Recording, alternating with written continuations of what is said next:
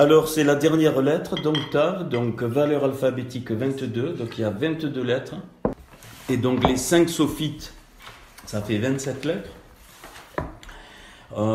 Donc 22 lettres, et donc j'avais appris dans la synagogue à Grenoble que eux ils disent que c'est 22, chaque lettre, ce sont des énergies, que Dieu a d'abord, donc c'est 22 énergies, chaque lettre, on finit là, donc 22 énergies, et qui sont couplées avec les 10 séphirotes et qui donnent les 32 portes du royaume de Dieu.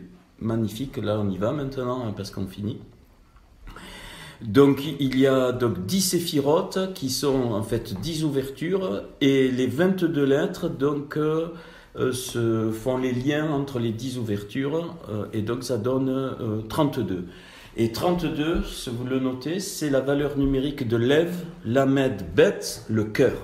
Donc c'est les 32 portes. Le Seigneur, il a créé tout le monde, tous les 5 mondes avec enfin pour nous, les 32 portes qui sont du cœur. Donc c'est les portes du cœur, mais en même temps les portes de la vie. Donc voilà pourquoi il y a 22. Hein, donc 22, enfin, dans le sens spirituel. Donc évidemment on retrouve des choses. Alors le Tav, hein, donc on va le voir. La première chose qu'on peut dire, c'est l'accomplissement, la réalisation du Aleph. Aleph me donne le monde d'Atsilut, d'où tout est sorti, qui est le premier monde. Enfin, au-delà d'Atsilut, on ne sait pas. Et le Tav, c'est pas pour rien que donc alors on y va. Le Keter, pardon, non, je suis fatigué, ça vient. La Malroute donc finit par Tav. Donc le Aleph, c'est pour ça que dès le début, il est dit Bereshit bara Elohim et. Rappelez-vous, Aleph Tav, je suis l'alpha et l'oméga, c'est exactement ce que le Seigneur emploie. Donc je suis le commencement et la fin. Donc le Aleph, c'est Atzilut, c'est là où il y a eu la conception, et le Tav, la Malroute, est féminine, c'est la matrice de la réalisation. Donc voilà ce que représente le Tav. Alors, 400, il vaut 400, ça m'est venu parce que chaque évangile vaut 100, c'est la puissance de Dieu, avec le Zigouv, 10, c'est les 10 commandements. Au carré, parce que c'est le Zigouv, c'est le 2, c'est la dualité de notre monde, donc ça fait 100. 100, c'est la plénitude de la création de Dieu. 400, c'est parce qu'il y a les 4 dévoilements des caractéristiques du Seigneur. Matthieu qui dévoile la royauté, Jean qui dévoile la divinité, Luc qui dévoile donc l'humanité, et Marc qui dévoile le service. C'est 4, donc les 4 évangiles sont l'accomplissement des 5 livres de la Torah, et c'est pour ça, mais on le verra une autre fois, j'ai pas fini ça, qu'il y a la lutte entre les 4 rois contre les 5 c'est une révélation ça, les 4 rois contre les 5, pour moi c'est ça. C'est qu'il y aura opposition entre des 4 rois avec les 5, mais Abraham, qui représente, c'est la 10e pour moi, la Keter, en Abraham, on est rejoint, donc les 10 sont complets, et donc les évangiles ne s'opposent pas à la Torah, elles sont l'accomplissement de la Torah. Alors, je vous renvoie, on peut vous l'étudier, je ne vais pas le faire, mais aussi les 4 cornes de Zacharie, on en avait parlé, c'est les 4 puissances qui correspondent aux 4 évangiles, et donc ça, vous réfléchirez là-dessus. Alors, la lettre Tav, après, vous me rappelez, il ne faut pas que j'oublie les piliers, et on va le faire. Donc, évidemment, lettre 22 correspond donc au 22e chapitre d'Apocalypse. La lettre Tav, c'est le début de la Teshuvah, elle initie le mot Teshuvah, repentance, donc elle est exigeante. Elle est vraie parce qu'elle finit le mot Emet, Aleph, Mem Tav. On va voir, elle nous révèle que notre monde était Tohu. Haaretz Hayat était Tohu va Bohu, Tohu commence par Tav. La vérité du Tav, quand elle se réalise, c'est pour ça que mettre en pratique la parole, c'est hyper important. Je ne peux, c'est une lettre qui nettoie. C'est ça, je vous donne ce que le Seigneur m'a montré. C'est une lettre qui nettoie toutes nos illusions factices. Quand la parole est mise en pratique, elle nettoie tout ce qui est faux, pas qui est mensonge forcément dans le sens, mais tout ce qui est factice, tout ce qui est illusion. Et on va voir que donc le livre de la sagesse Qohélet, qui veut dire les Kéhilettes et les Kéhilotes aussi, les églises dans le sens le corps de Christ, est bien fini par Tav aussi. Vous notez Qohélet, hein, c'est fini par Tav. Donc elle est le signe. Ce Tav, il est le signe, rappelez-vous, dans Ézéchiel, où il est mis une marque. Hein, Ézéchiel chapitre 9, verset 4, avant que Dieu juge et massacre tout le monde, dans Ézéchiel 9, il est dit, mets une lettre, mets un Tav. La lettre qui est indiquée, c'est mets un Tav sur le front. Hein, ça veut dire que c'est accompli, cela tu les touches pas. Quand on est né de nouveau, je vous dis que spirituellement, notre âme a été marquée par le Tav. Et les anges voient le Tav. C'est-à-dire, on a accepté la Teshuvah.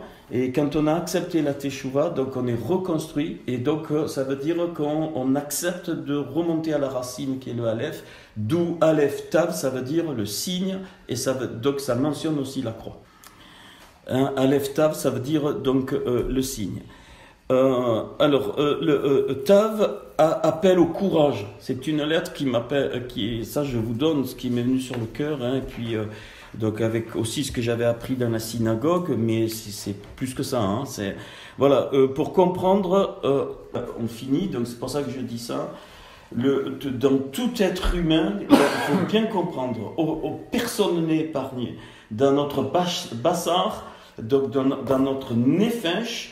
On est né, c'est le Seigneur qui l'a voulu, cette imperfection, on va voir comment elle se révèle d'une autre façon, et on transporte dans notre nefesh, c'est comme ça, l'orgueil et le mensonge. Ça, c'est les deux clés de notre nefesh. Tout être humain, même le plus grand juste soit-il, hein, qui fait toutes les mitzvot, qui est super, il transporte en lui, à cause de la faute d'Adam Arishon, l'orgueil et le mensonge. Et l'orgueil et le mensonge, c'est pas les mensonges et c'est pas les orgueilleux, c'est pas ça. Hein. Et c'est dans ce sens-là, j'ai eu une question très pertinente par la sœur Corinne. Alors, ce qu'il faut bien comprendre dans cette dimension, c'est très fort. Le Seigneur ne va jamais demander quelque chose qui va contre sa volonté dans ta neshama.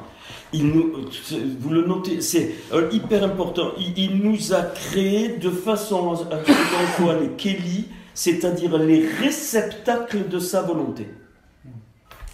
La lutte entre la chair et l'esprit, c'est pas que moi je veux des choses que le Seigneur ne veut pas. Il faut bien comprendre. Ce qui fait ça, c'est l'orgueil et le mensonge originel dans la nefesh. Mais dans la neshama, ma neshama ne peut pas, c'est un kéli, c'est un vase qui ne peut pas recevoir autre chose. Il a été fabriqué pour ça, c'est un vase d'or. Hein, il a été fabriqué, ma neshama ne peut recevoir que les choses que le Seigneur a prévues. Donc la lutte entre la chair et l'esprit, c'est pas qu'à un moment donné, je vais vouloir faire quelque chose contre les choses qui sont dans ma neshama. Non, c'est que le péché qui introduit l'orgueil et le mensonge va me montrer autre chose, mais au plus profond, et c'est pour ça que le cœur est très important, c'est au plus profond de mon cœur que je vais trouver la vérité de la Torah et de la neshama en moi. Je donne un petit exemple. Je me suis toujours posé cette question et je dis, mais Seigneur, si j'étais tombé dans la famille de mon épouse où son papa aurait été un joueur de boules avec une cigarette, buvant de l'alcool, un vulgaire. Et le Seigneur m'a montré clairement qu'en lui obéissant, quelles que soient les épreuves, c'est impossible parce que le Seigneur ne m'avait pas fait un vase pour Isa, pour vous, c'est tout le monde pareil, pas fait un vase pour ça, non, c'était prévu. Le Seigneur, il sait exactement ce qu'il fait. Par contre, si je prends des critères, d'autres critères qui sortent du péché originel, eh bien c'est là que le problème vient, et c'est pour ça que la teshuva, le tav pour l'accomplissement, est très important. Pourquoi je dis ça? Ça explique le verset qui dit que le Seigneur, il a mis ce qu'on trouve dans notre cœur. Hein, rappelez-vous, hein, il met des choses directes dans notre cœur, et donc toutes les épreuves qui vont avoir lieu, elles sont forcément bonnes parce qu'elles vont bloquer l'orgueil et le mensonge originel. Et même si j'ai des difficultés, quand je suis dans la volonté de Dieu, je suis heureux. C'est bon ou pas? Et c'est grâce à ce tav, hein, la croix, hein, c'est l'accomplissement de la volonté. Quand le Seigneur, il a dit à la croix, il a dit, Père, non pas ce que je veux, mais ce que tu veux, on dit, mais c'est fou. Alors je dis, le Seigneur ne demandera jamais plus à personne de mourir à la croix pour le péché de l'humanité. Point. C'est tout. Le Seigneur avait préparé le vase du Mashiach pour qu'il puisse passer par là. C'est bon? Voilà. Donc on n'a aucune inquiétude. C'est un faux message, hein, qu'on a entendu. C'est ce que j'appelle la croix charnelle, hein, c'est-à-dire non mais tu as des dons en musique, tu crèves tes mains, tu joues surtout pas parce qu'il faut que tu crèves. Faux, c'est démoniaque. Et ça je veux plus entendre ça. C'est démoniaque. C'est bon? Il ne sera jamais plus demandé dans le sens de l'époque d'Abraham. Qu'un père sacrifie son enfant, ça n'a existé qu'une seule fois. Après, ça nous donne des portées spirituelles. Le Isaac, c'est pas forcément un enfant charnel, hein, qui est né de nos entrailles. Hein. Le Isaac, ça peut être plein de choses, et la croix, ça peut être plein de choses. Est-ce que vous comprenez ça? Voilà. Et on est unique en ce sens dans cette lettre. Pourquoi? Parce que tu ne peux pas avoir les mêmes épreuves que celui qui est à côté de toi. Toi, suis-moi, peu t'importe les autres. Là où moi je vais être éprouvé, ça ne veut pas dire que tu vas être éprouvé. Or, dans la religion, c'est affreux, on veut mettre tout le monde au même truc. Si tu es passé par là, tu dois passer par là, c'est faux. C'est archi faux. C'est pour ça que, par exemple, je prends Élie que je connais bien, enfin que j'aime beaucoup. Il a eu une certaine vie, il a eu des épreuves. Élisée, qui a continué, n'a pas eu les mêmes épreuves. Il a continué. Et c'est pareil pour chacun de nous.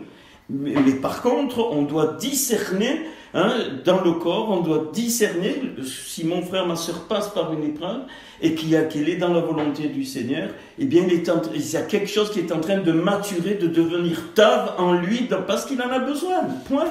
C'est tout. C'est pas parce qu'il doit passer par là, parce que je suis passé, ainsi de suite. Faux. Ça, c'est faux. C'est bon? Je vois, oui, c'est bon. Ok. Donc l'amour, et c'est pour ça qu'il est parlé de l'amour de la vérité qui est le émet. C'est dans l'amour de la vérité avec le lève, avec mon cœur, que cette chose arrive. Donc c'est pour ça que le Tav appelle au courage pour comprendre, pour embrasser cet orgueil originel, hein, qui est l'orgueil. Et il y en a que deux, l'orgueil et le mensonge. Et vous expliquez tout. Alors elle nous invite à être pèlerins. Pèlerin, c'est le propre de ma vie dans le Seigneur, pèlerin, détaché de ce monde des vanités, d'accusant du monde comme n'en usant pas, on peut se réjouir, tout faire, mais on est détaché, on va avoir même beaucoup d'argent, être très riche, c'est pas un souci pour le Seigneur, mais on est détaché. C'est une lettre qui est implacable, parce que c'est l'accomplissement. Elle vient secouer les voiles de l'inertie, révéler évidemment le mensonge. Pourquoi le mensonge et l'orgueil, ce qu'il faut comprendre, a abîmé les 7 séphirotes, la Bina, la Rochma et la Keter, ça ne peuvent pas être touchés par le péché. Alors ça, c'est pas moi qui ai reçu ça, c'est un rabbin qui avait reçu ça, mais je le crois, on verra pourquoi. Et c'est pour ça qu'il y a une lettre aux 7 églises, pas 10 églises, 7 églises, parce que la Bina, la Rochma et donc la Keter ne peuvent pas toucher. Donc, et pareil, notre âme, elle a été abîmée. Hein, et donc la teshuva dans le Seigneur, eh bien, ça veut dire qu'on va être reconstruit. Alors, d'où cette lettre, dans l'accomplissement des choses au cours de ma vie, elle va me permettre de retrouver mon identité divine. Notre identité divine va se révéler au fur et à mesure que le Tav se développe en moi. Et c'est pour ça qu'on ne peut pas et on ne doit pas se copier les uns sur les autres, parce que notre identité divine qui remonte à l'étincelle, donc qui est la Yérida, eh bien, elle est unique. Dans chaque niveau de l'âme, on ne va pas le faire, vous retrouvez les 10 séphirotes. C'est pour ça que Abraham, quand il dit « Seigneur, tu trouves 50 », il parle des 5 niveaux de l'âme. 10 séphirotes dans les 5 niveaux de l'âme, ça fait 50. Donc, un vrai juste, notre Seigneur, le Mashiach, il était Tav dans les 10 séphirotes de son âme, il était parfait. Et il n'aura jamais plus comme lui. Donc, il était Tav dans les 10 niveaux de son âme. Et donc, il était 50, donc chiffre de la révélation, révélation de la vérité. Et quand Abraham conteste, quand il dit, voilà, il dit, si tu en trouves 50, c'est ça qu'il dit. Il dit, si tu trouves quelqu'un avec une âme qui a accompli dans les 5 parties de l'âme les 10 séphirotes, qui a réparé les 10 séphirotes, les 10 portes, alors il est juste. Tu dois être, j'ai noté ça, ce que Yod et Vavé veut que tu sois, sans aucune comparaison. Ok, ça c'est bon. Et non pas celui que je veux montrer à ceux qui veulent voir en moi ce que je ne suis pas. Ça, c'est une phrase qui m'est venue dans le sommeil. Et non pas celui que je veux montrer à ceux qui veulent voir en moi ce que je ne suis pas. Si vous voulez la noter, je vous laisse le temps de la noter. Et non pas celui que je veux montrer à ceux qui veulent voir en moi ce que je ne suis pas. Alors, le Tav me parle de la mort à apparaître, évidemment. Le Tav va nous aider à recevoir le feu du Shin, qui consumera tout ce qui n'est pas la lumière en nous, première épître de Jean.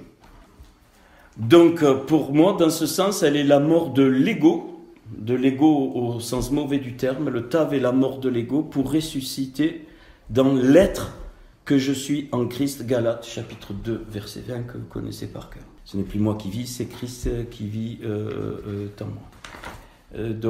Voilà, ça c'est pour quelques... Donc on va faire les 8 mots qui commencent... donc le psaume 119, évidemment les derniers versets. Donc ça finit à 176, donc on part de 168 et 8, ça fera 176, donc de 168 à 176. Alors... les 8 premiers mots, donc c'est tikrav, donc laisser venir, approcher, sacrifier, le mot tavo, atteindre, le mot tabéena, prononcer, le mot to, tav ainun, qui doit parler tei, devenir, taïti, il me tarde, je suis pressé, Tahiti aussi, le deuxième, enfin avec un vav, ça veut dire il me tarde, avec un yud, ça veut dire je me suis égaré. Et Théri, donc laisser vivre. Donc voilà pour les 8 mots. Alors on peut le prendre, le psaume 119. Voilà. Alors que mon cri parvienne jusqu'à toi, ô Éternel, donne-moi l'intelligence selon ta promesse. Donc là, que ma supplication arrive jusqu'à toi. Délivre-moi selon ta promesse, que mes lèvres publient ta louange. Car tu m'enseignes tes statuts, que ma langue chante ta parole, car tous tes commandements sont justes, que ta main me soit en aide, car j'ai choisi tes ordonnances, je soupire après ton salut, ô Éternel, et ta loi fait mes délices, que mon âme vive et qu'elle te loue, et que tes jugements me soutiennent, je suis errant comme une brebis perdue, cherche ton serviteur, car je n'oublie point tes commandements. Donc, un passage magnifique. Alors, les piliers, c'est clair, on finit par les 3 séphirotes d'en haut. On trouve dans ces 8 versets un pilier, la Bina et la Rochma. Maintenant, vous savez ce que c'est. Et le centre, c'est la Keter. Ça, c'est les 3 piliers. Les barres de protection, le centre, c'est la liberté. Christ nous a affranchis, c'est fini. C'est accompli à la croix. En haut, on devient pèlerin. C'est-à-dire on sait que notre devenir, en bas on devient pèlerin parce qu'on sait que notre devenir c'est là-haut, et en bas toute notre mission que le Seigneur a prévue, ça va être de l'accomplir. C'est mon seul but d'existence, c'est d'accomplir la mission ici-bas. Et donc deux choses, en haut la louange au Seigneur, hein, il le dit clairement, David, donc louer en tout temps le Seigneur, le louer dans tous les sens du terme, le louer, hein, c'est constamment la louange donc au Seigneur, hein, et en bas la mise en pratique, hein, notre vie doit être un chant. Le chant des chants, un shirachirim, hein, c'est ça que notre vie doit devenir. Maintenant, on va un peu plus loin. Alors ça, j'avais eu les choses il y a quelques mois, là, mais il y a des choses que j'ai eues depuis ces quelques jours, là, que j'ai notées ici, on va y venir. Donc le Tav apparaît au début de la création, Bereshit, ça finit par Tav. Commence par bête, le premier mot commence par bête, et le premier mot commence par bête et finit par Tav. La création, donc jusqu'à Genèse 2-3, la Asot, l'œuvre qu'il avait faite, la Asot, ça boucle la création, c'est un Tav. Et dans le mot Asot, c'est les mêmes lettres que Yeshua. Très important. Asot, c'est les mêmes lettres que Yeshua. Donc il y a, alors Asot, la valeur alphabétique 65. Si tu rajoutes le Aleph de Dieu du monde d'Atsilut, ce qui est caché, 66, les 66 livres. Valeur numérique 776, tu rajoutes le Aleph de Dieu, il s'est caché exprès, le Aleph il est caché, tu le rajoutes 777, signe de la perfection, donc 7 fois 111, donc 21 fois 37, donc 37 c'est le salut, et 21 c'est la plénitude de l'accomplissement, 3 fois 7, hein, plénitude de l'accomplissement. Donc c'est l'accompli, le fini, hein, et la croix a fait cette œuvre pour notre monde. Donc qu'est-ce que va être ce Tav dans ce Bereshit? Il s'agit de préparer le monde à être le réceptacle, l'épouse du divin. Et c'est pas pour rien que le mot, quand Noé rentre dans l'arche, on va voir, hein, il est dit Ve-ishto, avec un Tav, et son épouse. Hein, donc, Ish, c'est Esh, Aleph, Shin, c'est donc l'accomplissement. Ishto, l'épouse, c'est l'accomplissement du feu, c'est l'accomplissement du Ish, c'est l'accomplissement de l'être, hein, de ce qui est être de toute éternité. Alors, et Hachem, on va voir, Dieu a créé son monde imparfait, ça on l'avait vu. Et vous allez peut-être être étonné de ce que je vais dire, mais pour que l'homme le termine. On n'est pas des robots. Le Seigneur veut qu'on termine la préparation du monde pour que le Mashiach arrive. C'est pas juif ce que je dis, c'est très chrétien. Pour arriver à la réalisation de ce grand projet divin qui a été la création, alors on revient à la création, on pourra peut-être le voir à La Rochelle, mais Bereshit correspond au premier jour, Bara correspond au deuxième jour, Elohim correspond au troisième jour, Et correspond au quatrième jour, Hashamaim correspond au cinquième jour, Ve'et correspond au sixième jour, Haaretz correspond au septième jour. Chaque jour ouvre les parachas du livre de la Genèse, du Bereshit, je n'ai pas le temps. Chaque jour, il y a sept parties dans le livre de la Genèse qui regroupent plusieurs parachiotes. Il y en a 12 au total. Et c'est pour ça que... et chaque mot est inclus dans le Bereshit. Mais même, j'ai pas le temps, mais je suis en train de préparer. Le bête, il s'est ouvert. Il va révéler le monde de l'unité d'Atsilut. Il s'est ouvert par le point. Par le point, il s'est ouvert. Donc le point, il s'est ouvert, et de là est sorti le Réchit, ainsi de suite et tout le reste. Donc c'est un déploiement comme la nature me le montre. Quand je mets une graine, eh bien il y a tout, elle peut devenir un séquoia gigantesque, ça s'est tout déployé. Donc notre monde est le déploiement de l'unité qui était dans le monde d'Atsilut. Et donc comme il y a eu la chute entre le premier verset et le deuxième verset, les 7 jours de la création, enfin les 6 jours de la création plus le Shabbat, c'est une manifestation de la gloire de Dieu à la face de l'ennemi et l'annonce que tout sera reconstruit. Ça, il faut le comprendre. tout, il annonce par les 7 jours que tout sera réparé. Absolument tout. C'est ça que veut dire l'Aasot. Hein, il y a donc les lettres de Yeshua dedans, et l'Aasot 777, donc c'est la perfection. Et le Seigneur a laissé ce vide d'imperfection pour que on ne soit pas des robots et on devienne comme des dieux par rapport à la terre. C'est pour ça qu'il est dit, mais vous serez comme des dieux.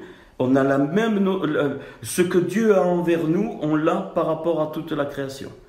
On n'est pas Dieu, mais c'est la même image.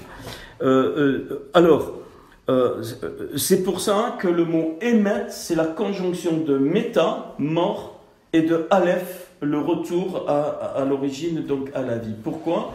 C'est la graine. Émet, c'est la mort de la graine pour qu'il y ait le déploiement. Ok, ça marche.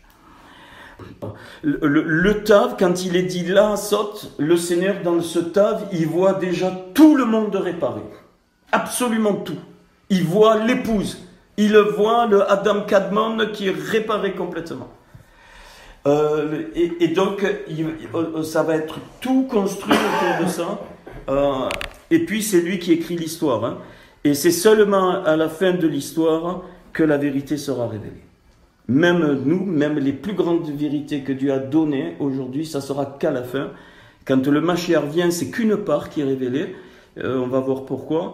Donc, Apocalypse, le dernier verset de l'Apocalypse, c'est un verset ouvert. Voilà. Donc, on doit préparer sa seconde venue. C'est notre mission. On doit préparer sa seconde venue. Et après sa seconde venue, les 1000 ans qui vont avoir lieu sur la terre, c'est pas 1000 années, c'est des shana, des shanotes. On ne sait pas. On ne sait pas. C'est pas 1000 ans comme on croit. Hein. Et pendant tout ce temps-là, à la seconde venue du Seigneur, l'accomplissement d'Apocalypse est fait, le Tav est fait, mais on rentrera, à la fin de ça, on rentrera dans un autre monde. Ok. Alors, maintenant, pourquoi je dis ça? Eh bien, on va voir. Alors, si je prends le premier verset de l'Écriture, donc, Bereshit, bara, Elohim, et Hashamayim, vet, aretz, 7 mots, et 7 mots, 28 lettres. Donc 28, c'est avec 28 lettres que le Seigneur a fait notre monde. Et maintenant, je prends le dernier verset, Apocalypse 22, 21. Je prends le dernier verset, Resed Yeshua, à Mashiach, a donné nous, im kulerem, amen. Qui veut dire grâce, je traduis mot à mot, Yeshua, le Messie, à Mashiach, enfin loin, a donné nous, notre Seigneur, im kulerem, donc pour eux, pour nous, pour eux, c'est pour eux exactement, enfin, mais pour nous, amen. Et c'est fini. 7 mots aussi, incroyable. 7 mots, 28 lettres. Le dernier verset Apocalypse, que je suis allé chercher dans ce truc, 7 mots aussi, 28 lettres. Alors, maintenant là, ok. Donc dans Genèse 1.1, il y a 11 lettres qui ne sont pas utilisées dans le Bereshit bara Elohim. Donc le Gimel, le Dalet, le Zain, le Ret, le Tet, le Kaf, le Nun, le Samer, le Hain, le P et le Kof. Valeur numérique de ces 11 lettres, 411. Exactement la valeur numérique de Tohu. Tav, Vav, He. Ça veut dire que quand le Seigneur a fait apparaître notre monde avec les 11 autres lettres, ces 11 lettres, elles ont servi au monde du Tohu. 411. Et on va aller un peu plus loin. Pourquoi je dis ça? Parce que quand Noé va construire l'arche, Genèse 7.7, le mot arche c'est Ateva, sa valeur c'est 412. Le 412 c'est le monde du Tohu dans lequel Dieu est venu, le Aleph, pour le reconstruire. Il n'y a qu'avec le Aleph que je peux reconstruire le monde du Tohu. Donc le Tohu existait, c'est un secret. J'en sais rien, hein, moi j'ai vu avec les valeurs numériques, ces lettres qui ne sont pas utilisées, c'était un monde méconnu, mais avec le Aleph de Dieu, ça donne 412 Ateva. Donc l'arche Ateva, dans Genèse 7.7, donc de bois de gopher, eh bien, elle représente le monde qui va être réparé. Et puis, on se demande pourquoi avant, Genèse 6,14, donc avant Genèse 7,7, il lui dit, tu vas te faire une arche, et le mot Teva, donc Teva, Tav, alors, j'ai oublié, Tav, Bet, He, si tu prends Tohu, Vabou, tu as Tav, Bet et He. Donc Tohu, Vabou va ensemble, c'est pas un problème. Donc Teva avec le Vav et le He. Et maintenant, dans Genèse 6,14, avant, il lui montre la finalité. C'est merveilleux ce passage de Noé. Il lui montre la finalité, et le mot, c'est plus Teva, mais c'est arche aussi, c'est Tevat. C'est-à-dire le He est devenu un Tav, et la valeur numérique de Tevat, c'est 802. Voilà. Et qu'est-ce qui se passe? 802, c'est 411, donc Teva avec un bet, plus 391 qui est la valeur de Yehoshua.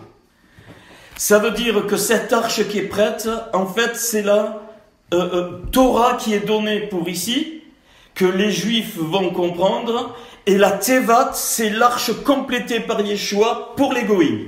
Et le tout va flotter sur les eaux du déluge. Donc on est épargné. Ce Tav me dit que je suis épargné du jugement, soit par la loi, soit par l'accomplissement de la loi.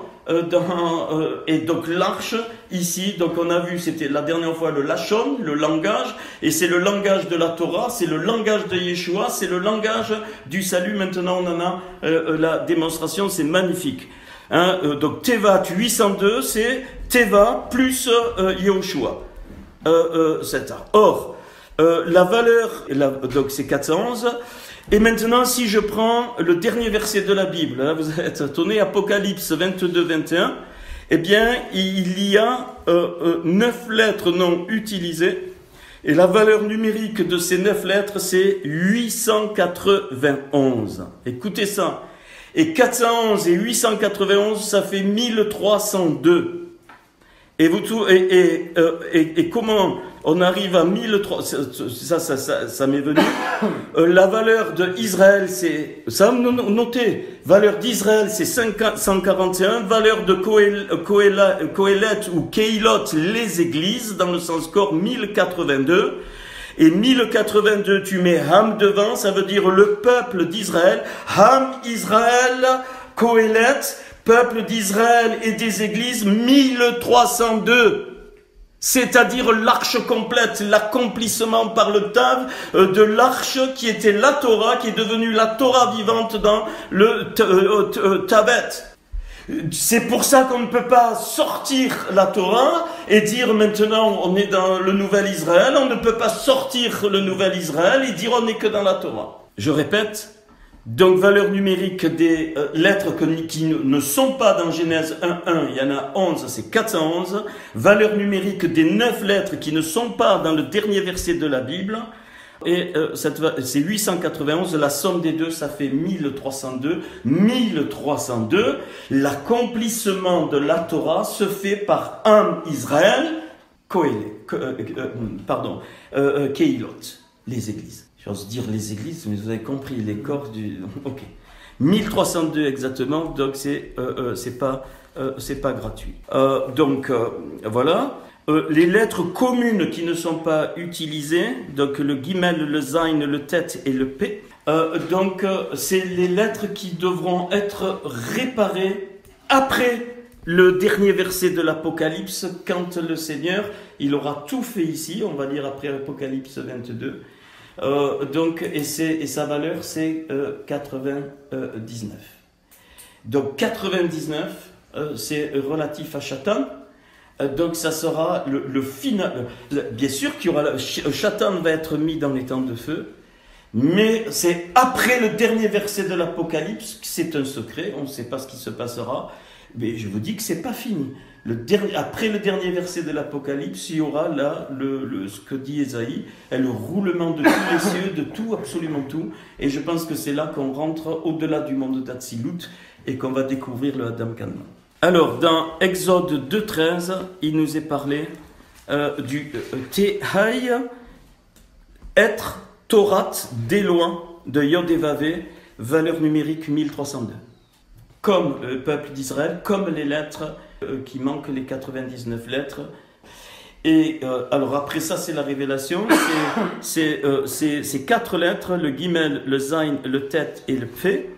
Ce sont des lettres clés dans le fameux Lamentation où j'avais fait la correspondance et avec laquelle je peux trouver des noms de l'ennemi, mais j'en parle pas pour le moment.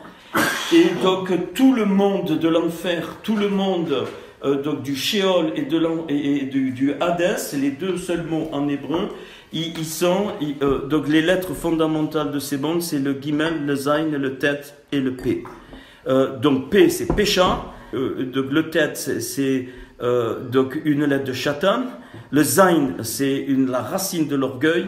Et donc le Gimel, eh bien c'est donc tout ce qui est tortueux. Hein, ça peut représenter tout ce qui est tortueux. Voilà. Alors maintenant, si tu prends la valeur numérique de la Torah, la valeur numérique de l'arche, qui n'est pas complétée pour les Goïm par Yeshua, plus la valeur numérique de l'arche complétée, tu obtiens 1212. Ça, pareil, je ne sais pas pourquoi c'est montré ça. Et tu mets devant que ces deux arches sont regroupées par Tsalav, par la croix, tu obtiens 1334. Et 1334, c'est Am Israël Kohelet, lève le cœur du peuple d'Israël et des églises. C'est 1334, c'est-à-dire donc la valeur numérique des deux arches qui sont jointes par la croix. Donc en fait, ce qui est, quand le Seigneur va revenir, ça sera la réparation de toutes les lettres du dernier verset de l'écriture Apocalypse 22-21. Il y en a aussi 28. Parce que 28, c'est symbole 7 x 4 d'une création. Ça veut dire pour moi que ce verset, il est ouvert vers un autre monde. Et comme il a fait le Bereshit, le Seigneur, une fois qu'il est revenu, et on va lire Apocalypse 22, il y a l'ouverture sur un monde secret qui pour moi va nous transporter dans le Adam Kadmon. C'est à ce moment-là que Israël et l'Église seront reconstruits. C'est-à-dire qu'il y a encore une action de réparation après le verset d'Apocalypse 22-21. Je ne l'ai pas fait exprès, vous pouvez le vérifier sur le document que j'ai. Il y a 7 mots avec 28 lettres dans le dernier verset de la Bible, comme le premier verset de la Bible. Donc pour moi, ça a été très très fort. Donc, et maintenant, donc, avec ça, on comprend mieux le message de cette Église. En fait, le message de cette Église est une préparation uniquement à la première réparation du Tohu. De ce monde du Tohu qui est fait 411 et les lettres manquantes. Et après, il y aura la réparation d'autres choses, que je ne sais pas encore, pour finir. C'est-à-dire qu'il n'y aura plus rien du tout. Ce Aleph qui a ouvert le bête et qui a tout donné, eh bien on va retourner dans ce Aleph. Alors, les 7 églises représentent les 7 séphirotes qui ont été touchées par la faute d'Adam Arishon. Et donc, et là, on va juste donc aller dans les 7 églises, mais pas complètement. Alors, la première église qui est Éphèse, voilà. Donc, alors la première église donc qui est donc Éphèse, c'est donc Epsos, le mot Epsos. On pourrait traduire donc Aleph P, c'est le souffle qui sort de la bouche, le haf ou les narines, sous cheval, les narines du chevaux. C'est des chevaux. Donc cette église, qu'est-ce qu'elle va réparer? Cette église, ce type d'église, doit réparer la séphirote Yesod, le fondement. Éphèse, c'était l'église du fondement. On l'avait vu. C'est pour ça que je donnerai à manger de l'arbre de vie, Etzraïm. Donc, alors, le Seigneur a déroulé l'histoire. Je ne sais pas s'il y a une chronologie, mais en tout cas, dans les types d'églises, oui. Mais chaque église a reconstruit ou doit reconstruire donc une séphira. Donc, c'est là la séphira donc, du Yesod, du fondement. Donc, il y a un retour total à la parole. Donc le Etzraïm, l'arbre de vie, et non plus l'arbre de la date, de la connaissance du bien et du mal. Smyrne, c'est Shemirena, son mot en hébreu, c'est le nom de celui qui a été choisi. Tu n'auras pas à souffrir la seconde mort.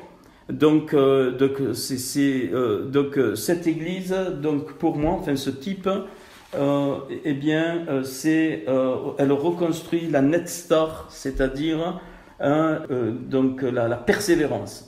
C'est une église de la persévérance, donc c'est la séphira de la Netstar qui est reconstruite.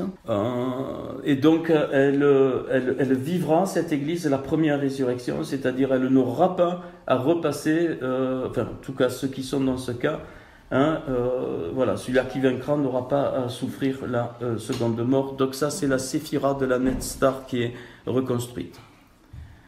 La troisième église, Pergamos, Pergame, bon, là on peut pas, j'ai pas trouvé vraiment l'origine du mot, mais il faut que je regarde encore. On pourrait traduire que c'est le mouvement par ce qui est proclamé, parce qu'il y a le reg dedans. Mais alors là, il nous est dit, je donnerai de la manne cachée et je lui donnerai un caillou blanc. Alors là, il y a un jeu de mots en hébreu qui n'est pas du tout caillou blanc, c'est les mêmes lettres, even laban.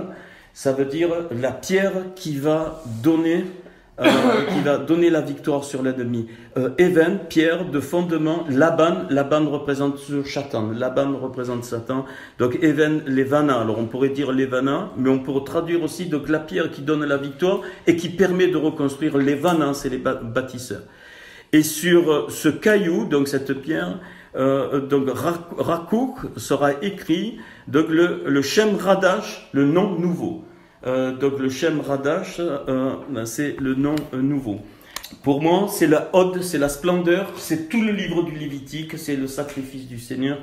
Cette église, c'est on retrouve vraiment la puissance du sang de Christ et de ce qui est sorti de là. Thyatire. Alors Thyatira, je donnerai autorité sur les nations. Il les pètera avec une verge de fer, comme on brise les vases d'argile. Alors là, c'est les Kéli.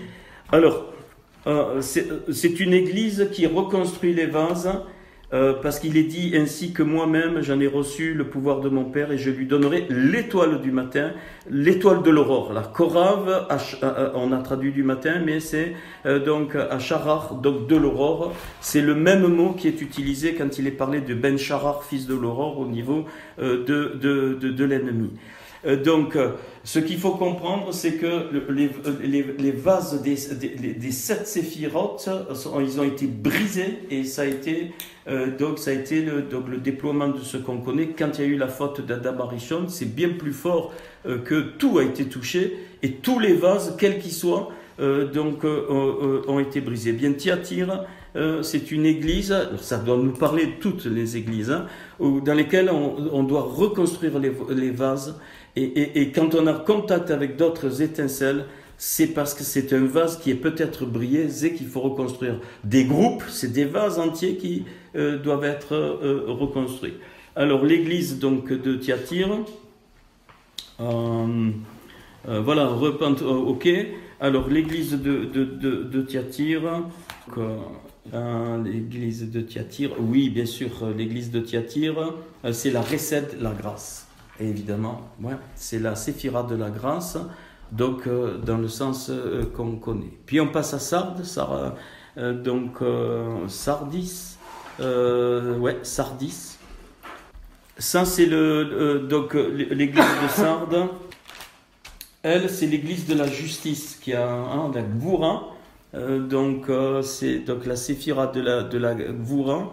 Elle sera revêtue, celui-là qui vaincra sera revêtu de vêtements blancs et je n'effacerai point son nom, du livre de vie, donc le Sefer Haraïm, et je confesserai son nom devant, devant c'est la face de mon Père, donc je confesserai mon nom devant la face de mon Père.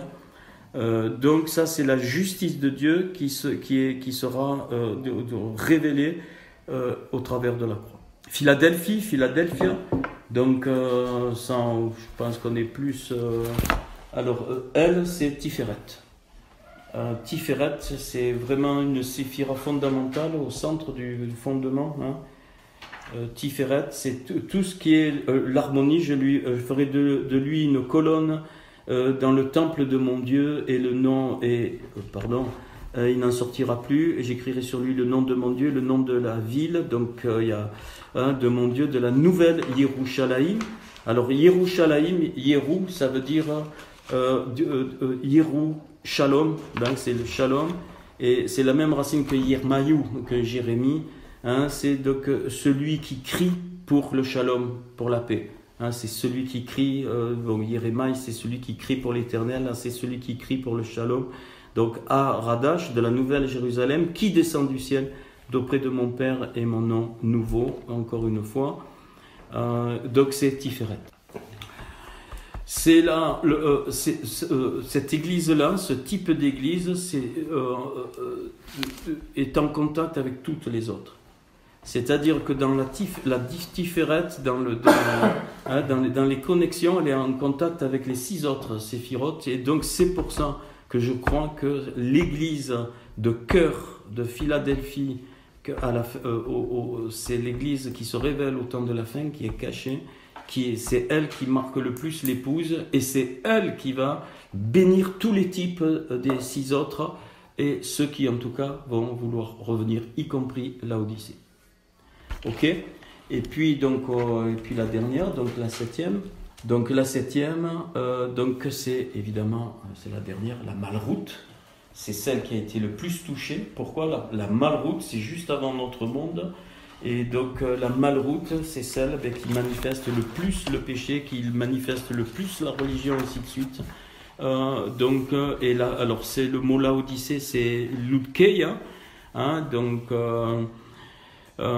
et je le ferai asseoir la promesse avec moi sur mon trône.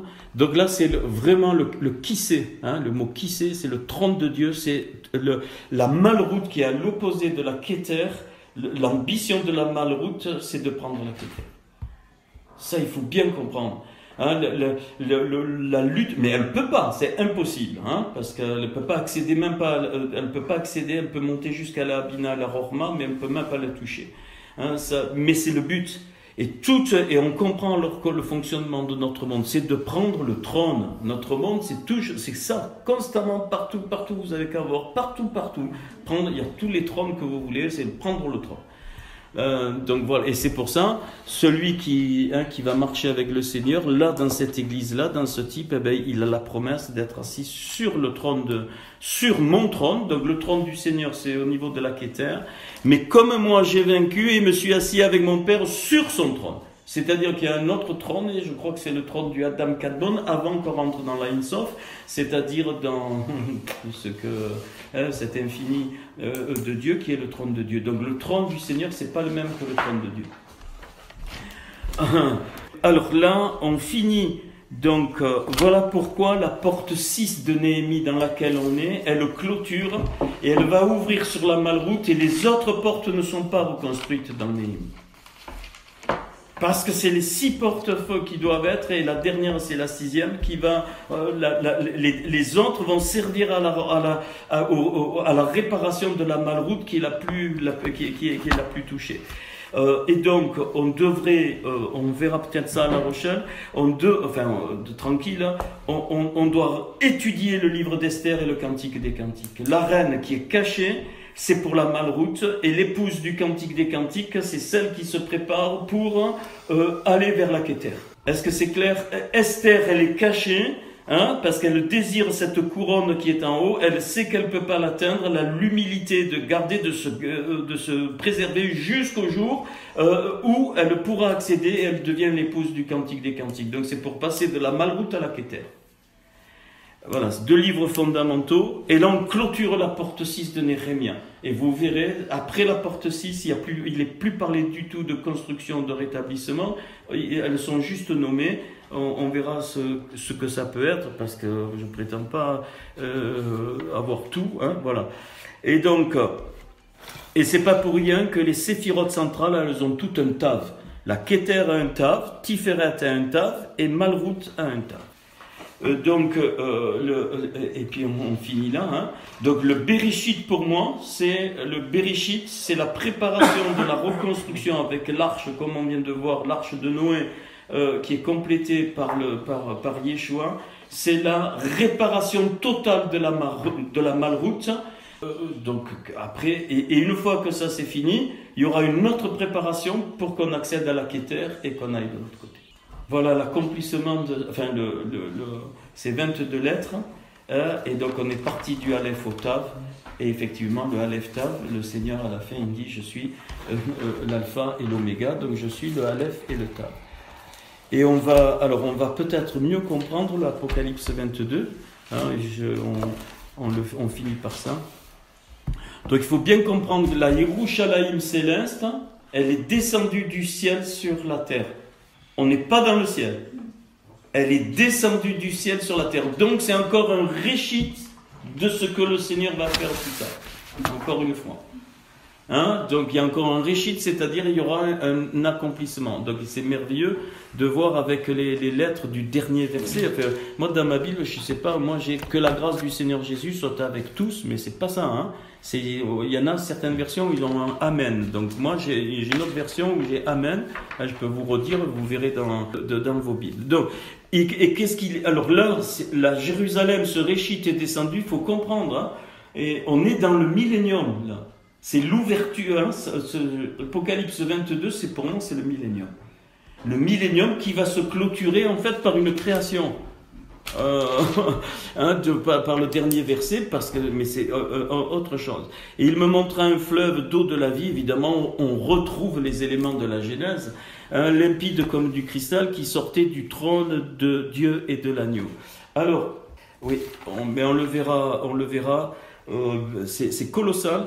Dans tout le texte de la Genèse traverse une phrase en code de 23, 29, 17 fois 137, je vous dirai pourquoi, qui concerne que toute l'œuvre du Seigneur, elle était prévue. Bon, je l'ai là sous les yeux. Je veux finir d'abord Apocalypse et je dois continuer parce que je suis sûr que ça continue dans Exode, dans Nombre, ainsi de suite. C'est-à-dire que la phrase, elle va beaucoup plus loin. Pourquoi il m'est venu ça? Parce qu'il est parlé de l'agneau. C'est l'agneau de soie, c'est l'agneau de soie, je trouve en code les méchis, donc iti, donc l'agneau de soie adapté pour elle, pour Israël et pour les églises. C'est ce que je trouve. Metzalav Yeshua, de la croix de Yeshua, c'est l'agneau méchi de soie, iti, adapté pour elle. Mais moi je peux plus, hein.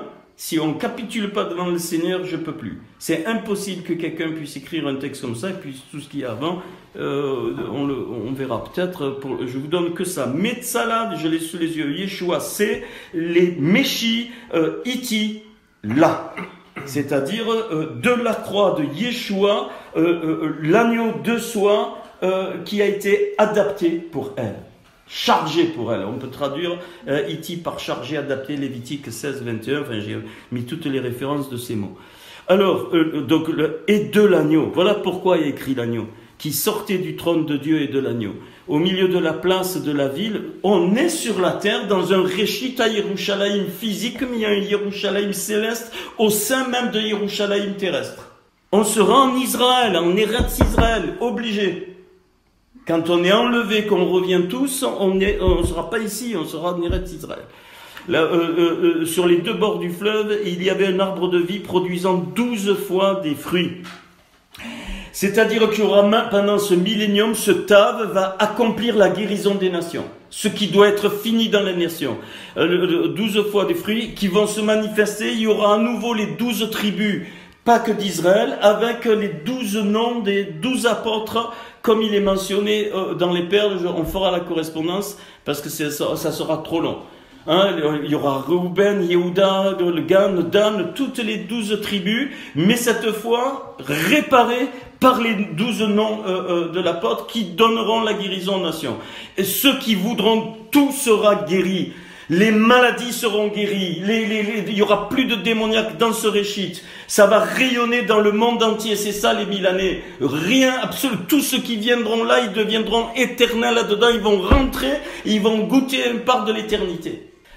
Le Seigneur sera visible. Comme tu me vois, il sera visible. C'est magnifique. Il y aura même là-dedans, on aura des nourritures très spéciales. Un vin ineffable, des fruits ineffables. Peut-être qu'on ne mangera pas physiquement, mais si, on va vivre. Mais pas des produits de la terre, des produits du réchit de la terre qui est spirituel.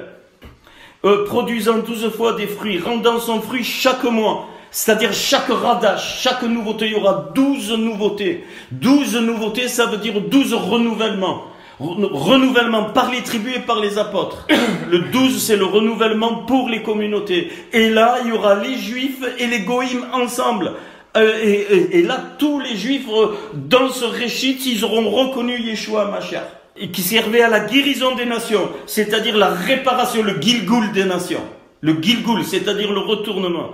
Et il n'y aura plus d'anathème, pas dans la terre. Sur ce réchit de la terre, cette Yerushalayim céleste qui descend dans la Yerushalayim, c'est l'âme, la Yerushalayim céleste, c'est l'âme de la Jérusalem terrestre. Le corps complètement abîmé, mais l'âme céleste descend pour donner la vie, comme quand l'âme descend dans un corps. Il n'y aura plus d'anathème, donc de harour, mais le trône, le kissé de Dieu et de l'agneau. Donc, c'est pas le trône de Dieu et de l'agneau, c'est le trône de Dieu et le trône de l'agneau. Il y en a deux de trônes. Le trône de Dieu et de l'agneau sera dans la ville, et ses serviteurs le serviront et verront sa face, et son nom sera sur leur front. Et donc, le nom avec le Tav sera sur notre front. Le nom, c'est Aleph Tav, je suis l'alpha et l'oméga.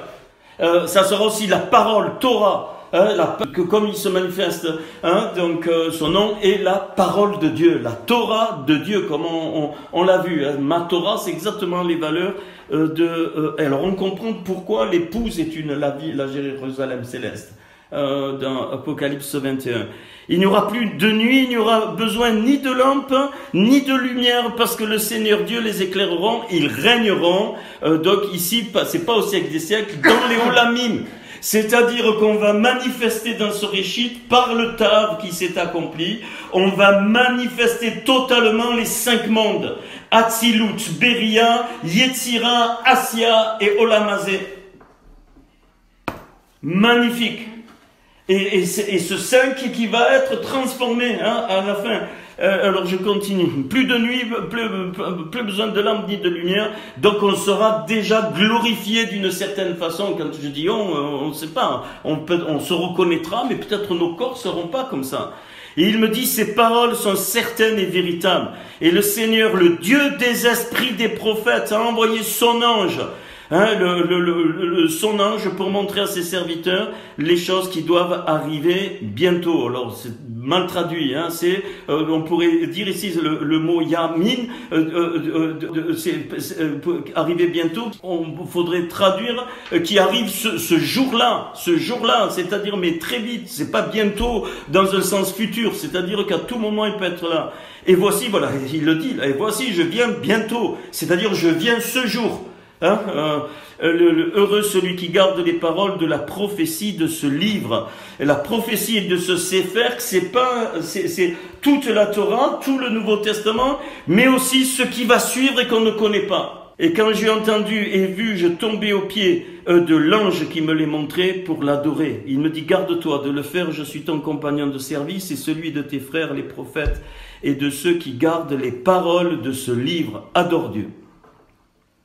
Il me dit, ne scelle point les paroles de la prophétie de ce livre. Voilà la clé. Ne scelle point. C'est-à-dire que c'est ouvert, il y a une continuation.